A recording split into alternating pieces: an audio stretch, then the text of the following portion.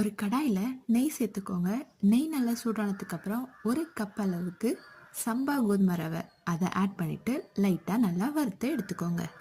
ஒரு cup ரவைக்கு 3 cup அளவுக்கு தண்ணி சேர்த்துட்டு தண்ணி நல்லா கொதிச்சதுக்கு அப்புறம் நம்ம வறுத்து வச்சிருந்த ரவையை இதில் நல்லா ஆட் பண்ணி மிக்ஸ் பண்ணி எடுத்துக்கலாம்.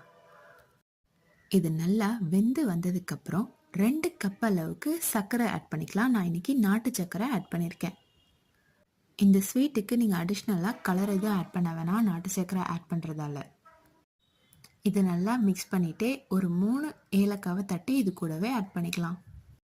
இதை நல்லா மிக்ஸ் பண்ணி எடுத்துக்கோங்க. சர்க்கரை நல்லா விலகி அதுக்கப்புறம் நல்லா இறுக்கமாகும். அந்த ஸ்டேஜில் கொஞ்சமாக நெய்யில் முந்திரி திராட்சை வறுத்து இது கூடவே ஆட் பண்ணிடலாம். இது எல்லாத்தையும் நீங்கள் மிக்ஸ் பண்ணி எடுத்தால் சட்டுன்னு ஸ்வீட் ரெசிபி இப்போ ரெடி ஆயிடுச்சு. இந்த ரெசிபி கண்டிப்பாக வீட்டில் ட்ரை பண்ணி டேஸ்ட் பண்ணி பாருங்கள்.